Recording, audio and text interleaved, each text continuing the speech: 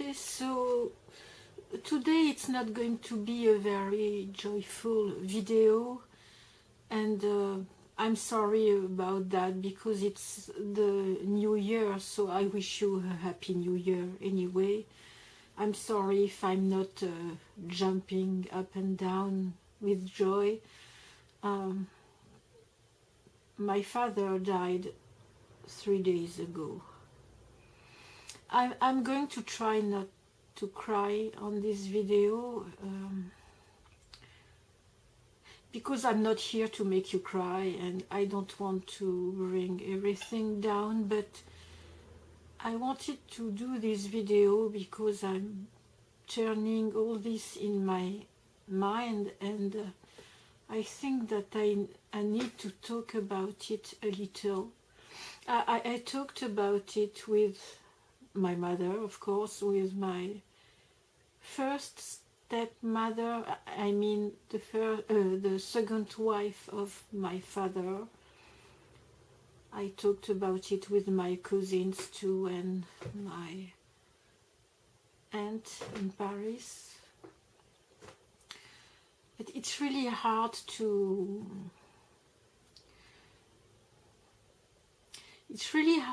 heal when we don't understand the situation and we can talk about it. My older son doesn't want to hear about it. It's his way of handling the situation, I suppose. My younger son is a little upset, and I don't want to add on them because they are still young and it's hard on them. So my father was not the kind of man that we see every day. He didn't raise me, but he was there when I was very young, very small, and he was there. I saw him here and there, but he was always traveling, so I didn't see him much between 6 and 19. I saw him here and there, but not much. I remember him coming to visit me. He was taking me to museums like l'Orangerie. I discovered the Impressionists thanks to him, Claude Monet and Manet, Renoir, Degas, Gauguin, Van Gogh. All these artists Toulouse-Lautrec also. All these artists, I discovered them thanks to my father. He was taking me in art galleries too. He was taking me to Angelina's. It was a tea salon. I don't know how we call that. I was drinking strawberry milk when I was a child, the pink milk. And I saw him a lot after, when I was older than 19, I was going to visit him in Germany and then in the Netherlands. I was going not often, but at least, I don't know, 3 times in a year, something like that. And we were talking on phone also. He came to visit me in Paris once or twice. He never came to Los Angeles. He was too old to travel when I moved here. But we were talking on phone twice a month, something like that. You must know that my father was a composer, and when he was younger he was kind of a slightly famous one. So I can't say much on this video because he has a name. I can give you his name. He has a name. He's a little famous in some countries, including here in the US. There is a community where people know him. So I can give you his name. I can tell you what music he made. And I'm not going to give you much details about his death because it's about him and not only me. And I already had one journalist who contacted me, who tried to contact me through Facebook, and I didn't answer because first the way he contacted me was really rude. Then I don't want to speak about my father to random people. It was not the kind of my father to do that, so why should I do it, you know? Depends what the demand is and how journalists want to speak about my father. But if it is to make gossips and, you know, to try to make I don't know how we say that in English, but I don't want him to be in the tabloids. So I can't say much about it. When I started my videos, I thought that my parents wouldn't be involved in that, and they were not so far. But suddenly there is like a conflict between their interest and mine. So I will try to talk about what I want to talk without giving too much about my father, because he wouldn't like that. My father was a composer who made some money with his music during a while, but then he decided that he didn't like the show business, and he decided that he didn't want to write some usual songs and musics, and he decided that he preferred doing some experimental musics. Does it remind you someone? I didn't realize that until my father died, and suddenly I was like, whoa, I didn't think of that. Not that I see Hollis like my father. I always loved Tok, and I had no idea that Hollis was going one day to want to make some experimental music, and I already loved his music before, so I don't love Tok and Hollis music because of my father, no. But it's true that when I listened to the Hollis solo album, the first person I thought of was my father, and I sent the CD to my father, and he loved it. Because, of course, it was totally his kinds of things. But at a point, he was fed up with the experimental music too, and he decided that he wanted to work, to help people with music, and it's when he started to make some musical therapy at the psychiatrist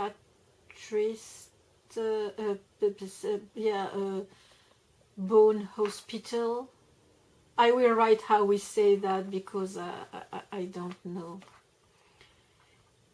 He had a very hard childhood, teenage years, because it was the war, and my grandmother was taken in a camp for Jews, you know, and he managed to make her escape. I couldn't believe this story, but I had confirmation by people who knew what happened then, and it's true.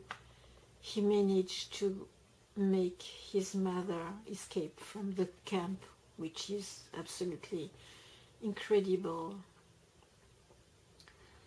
During the last weeks, we had a disagreement about something really stupid, especially that he didn't understand what I was saying, and I didn't understand why he was upset, because I didn't understand that he didn't understand.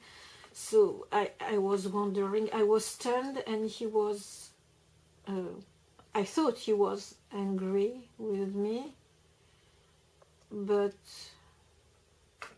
at a point he was not feeling really well, and he called my older son, and I called him back, and we talked, and he didn't seem so angry, so I don't know what happened. I'm sorry, it's a little difficult, all this.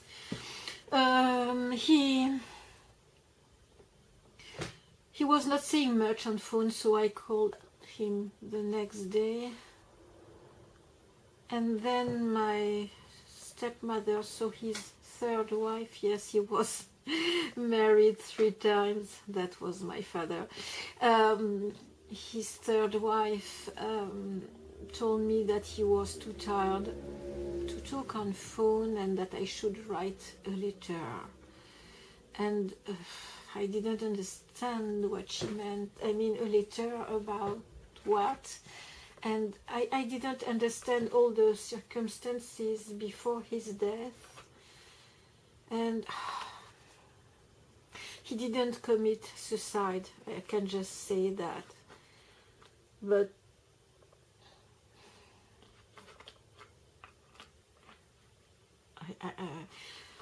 no, I don't want to talk about that. Because it's too private for him, you understand? But let's say that when he died, when I knew that he was dead, actually I knew it only the next day of his death. So what is already shocking, because I would have wanted to know it right away, you know. The first thing which came to my mind is that he burnt the bridges.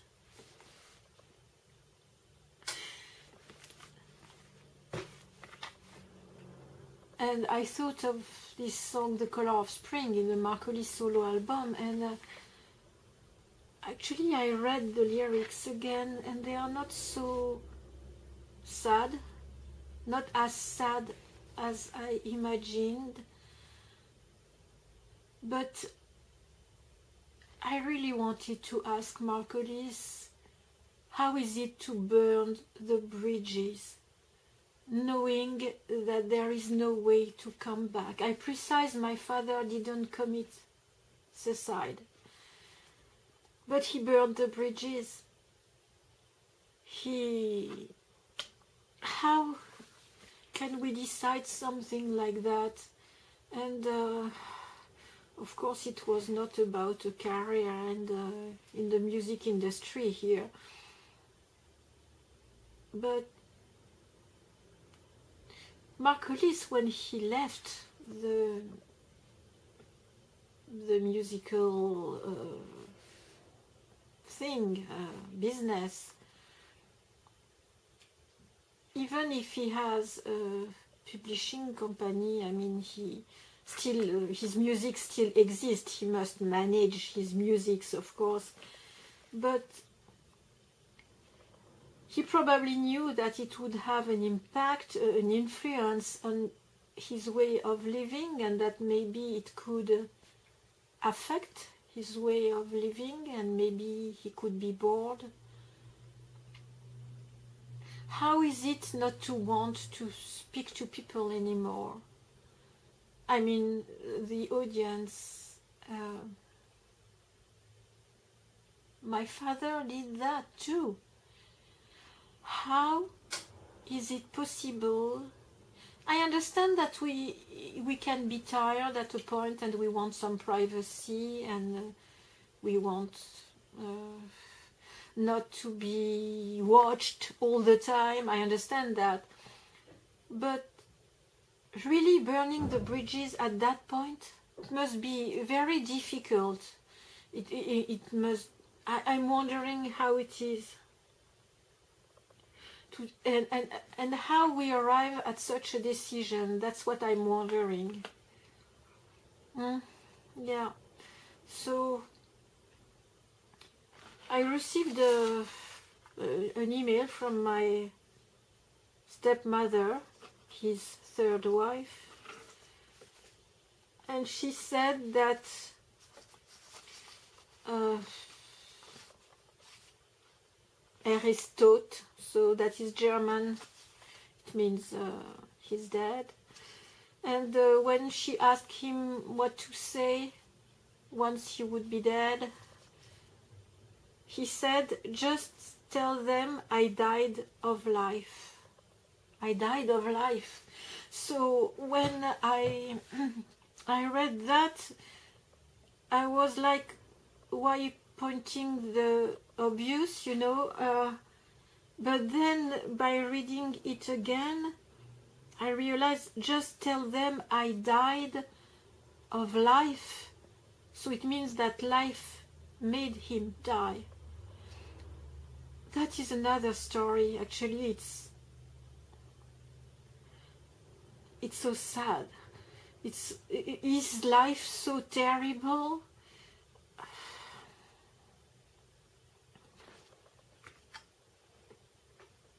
Okay. Not to cry, not to cry. So the next day I was surprised to manage to sleep, actually, because I've been in depression years ago and I was afraid that it comes back. But it didn't. Obviously I'm stronger than I thought. I slept and I didn't even make nightmares. I made beautiful dreams. Okay, forgive me if my mascara makes me look like a raccoon, but it's difficult to control. I realized that I needed to be busy, to do things, small things, you know, like cleaning the dishes, taking care of the laundry, going to the post office, going to the bank, cooking dinner, packaging stuff, you know, make the packages. I was selling stuff and I had some packages to do, and I thought, oh, that's exciting, I'm going to do some packages, you know. I'm not saying that I hate doing that usually, but when it's a lot, sometimes, and especially when the package is big, sometimes it's a little tiring. But suddenly I realized that all these small things, which are supposed to be annoying, well, some people love to cook. I don't hate cooking, it's just that every day, sometimes it's tiring. But, you know, all these small things that my father was not very interested in, actually. It was not his things. Oh, yes, he was cooking a Hungarian meal. I don't remember the name of what he was cooking, but he was not a cook. He was not cooking usually, but there was one thing that he was making. And you know, cleaning and all this and taking care of the everyday activities, it was really not his thing. So, you know, he made some music, he was bored. He made some experimental music, he was bored. Then he worked in this hospital, and after 16 years in the hospital, he was bored. And he retired. And then he was not doing much. He was making some kind of conceptual art, which was interesting, actually. He was collecting holes. My father was a very eccentric man. Yes, he was collecting holes, and he was collecting poop. I'm sorry, but that was his collection. And in his collections, it's what I liked the most. He gave me his business card once, and it was written on it, only just an old Jew, no name, nothing. He was saying that names don't matter. He was very eccentric. But he was not very interested in the everyday life, and I think that at a point he was very bored. So my thought was like, you know, these things which are annoying, actually it helped me not to go down, down and down, because as long as you have these things to do, you have to do them, like feed the cats and take care of the home, and you have to do these things, but it keeps you alive. And I thought that he was wrong not to do these things. I also thought that Hollis didn't want to work in the musical industry how it was, but you know, I'm wondering if he, you know, it's his choice. I'm not here to tell him what to do, and who am I to say what to do? But I'm wondering if sometimes working in not ideal conditions don't force us to act, to do things, and not to get bored. And I started, since my father died, I started appreciating all these small things that we do every day, which are supposed to be annoying, but it keeps us alive, because we have to do them. When you have so much money that you can pay someone to do these things, I'm wondering if you don't get bored, and if it's not the beginning of the end for you. I don't know. I wanted to do some collage, so I had this cereal box hanging around the house there. I kept it because I wanted to use it for my craft, and I started gluing on it. I did that with scraps of paper that I painted a long time ago with stencils and things like that, and I needed to glue and glue and glue and glue and glue. Why gluing? Maybe because I want the things to stay together, maybe. But I wondered, I'm so sad, and how can I do something so joyful, you know? It's nice, but now when I'm going to look at that, I'm going to think of my father passing away. I'm not sure it was such a good idea to do that the next day, the next day after the day I got the news. Okay. So I just wanted to make this video because I see a terrible parallel between the fact that we have no news from Hollis at all. He left us behind, and the fact that my father passed away and he left us behind. They both burnt the bridges. I just want to know why. Why?